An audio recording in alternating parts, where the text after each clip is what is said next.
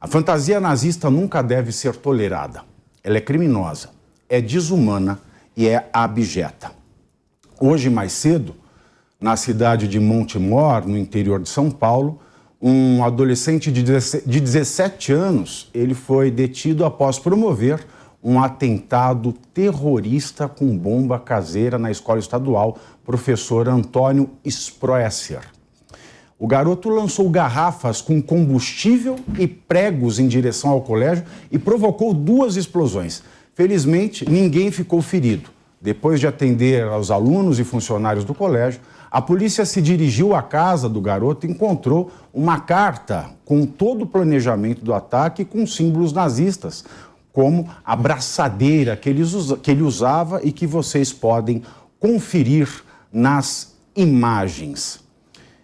Infelizmente, Deise, nós estamos aqui chegando a essa situação em que o Brasil copia mais uma vez os Estados Unidos, até a nossa juventude. Aliás, né, o Olavo de Carvalho, ele na coletânea de artigos, como Tudo que Você Precisa Saber para Não Ser Idiota, ele num tom nietzschiano, ele fala, né, nada que presta vem da juventude, todo o fanatismo mais atroz vem da juventude. A gente está vendo aí nas imagens, olha que coisa lamentável, né? E tem gente que ainda acha que o nazismo é algo tolerável. O que se passa na cabeça desses jovens, Deise?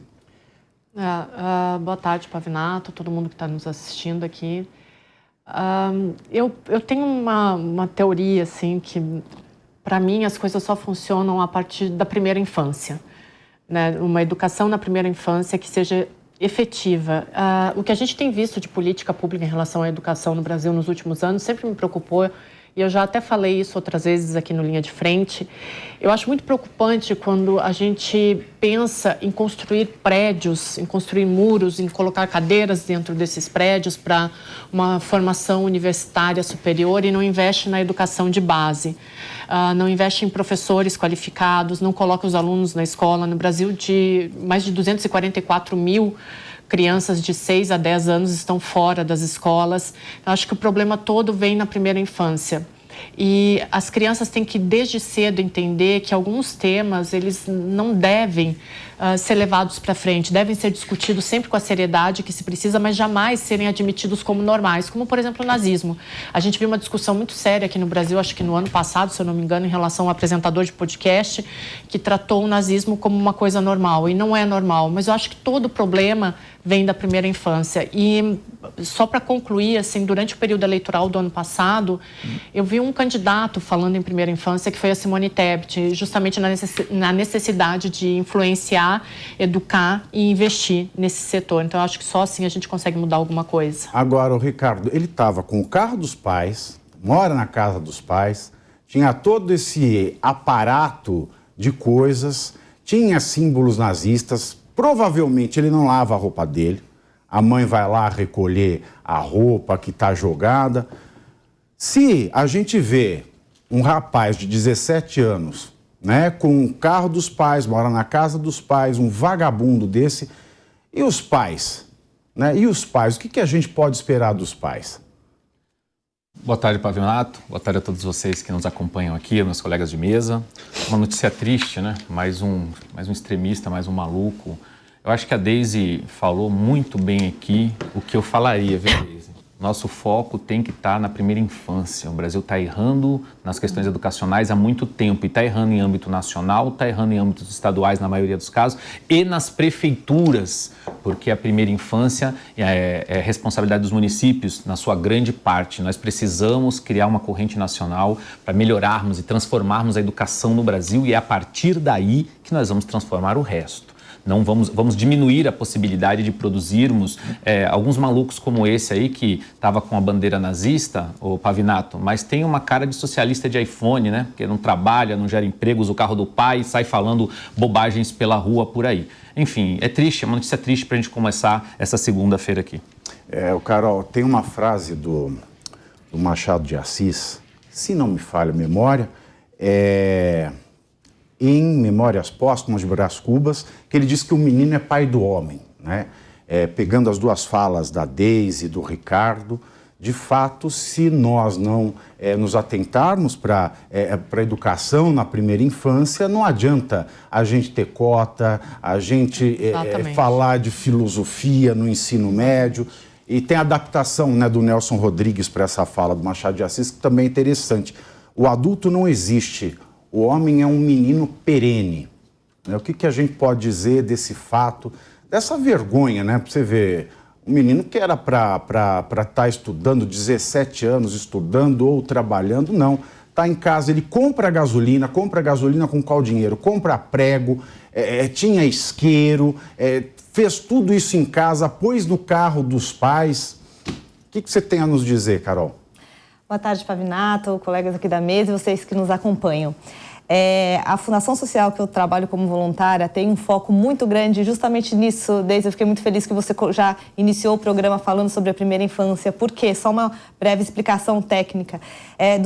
Dizem que até os 6 anos, né, primeira infância um pouco mais estendida, é quando o cérebro da criança é a tal da esponja, né? Quando a gente faz o maior número de cognições dentro do nosso cérebro que a gente pode aprender o máximo possível. Por isso a importância da primeira infância e por isso a importância também, principalmente nos pequenos municípios, pequenos bairros, da escola estar próximo da família.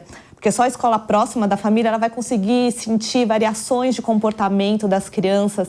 E isso que aconteceu, essa tragédia, né? Por mais que seja algo de um adolescente só feito ali, lobo solitário, pensando sozinho na casa dele. Mas ele aprendeu com alguém, devia ter internet, ele aprendeu a fazer essa bomba. Mas olha aí, ó. Exatamente. E isso acontece em outras formas também. A depressão, suicídio de crianças, principalmente adolescentes na escola, nas capitais, em cidades pequenas, é um absurdo o número que vem crescendo, né? Onde que a gente está errando, né? Na primeira infância, o distanciamento das famílias que eu sinto que estão muito desestruturadas, né? Onde que a gente está errando para mudar essa realidade do nosso país, né? Exatamente. E Capês, né? Tem outra frase do Nelson Rodrigues também, né? O jovem ele tem todos os defeitos do adulto mais um. O da imaturidade. Muita gente não sabe. Nazismo é crime por si só, né? Foi mencionado aqui, tratar o nazismo com normalidade, não pode. Desde o começo dos anos 90 ele é crime, ele entrou na lei do racismo e é crime qualquer manifestação, portar uma suástica nazista, como a que ele fez na braçadeira, já é crime por si só. Perfeitamente. Olha, em primeiro lugar, o Pavinato, falta de cultura, falta de conhecimento. Eu duvido que esse beócio tenha noção do que foi o nazismo, o que significou o nazismo. Da mesma maneira, o regime de Stalin na União Soviética ou o fascismo de Mussolini. Duvido que ele já tenha visitado algum campo de concentração na Polônia e verificado o que era feito ali, ou mesmo colhido depoimentos de sobreviventes do Holocausto. Então, obviamente, em primeiro lugar, é falta de cultura. Falta de conhecimento. É preciso, por outro lado, investigar os pais. Ele tinha armas, ele está com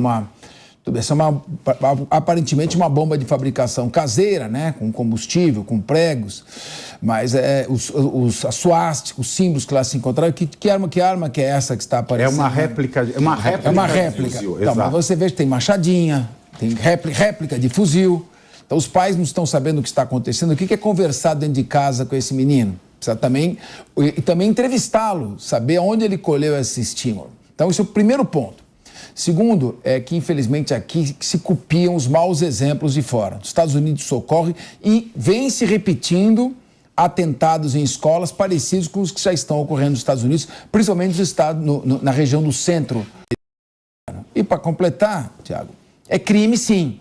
A lei de racismo, que é a Lei 7.116, de 1989, considera crime fazer apologia ao nazismo. Ele cometeu um crime, ele também cometeu um crime de explosão, vários delitos, ele pode ficar internado aí, o máximo que pode ficar internado são 3 anos. É menor, infelizmente ele não é maior imputável, ele pegaria uma pena bem elevada. Agora, é preciso identificar as causas, e se ele faz parte de alguma organização.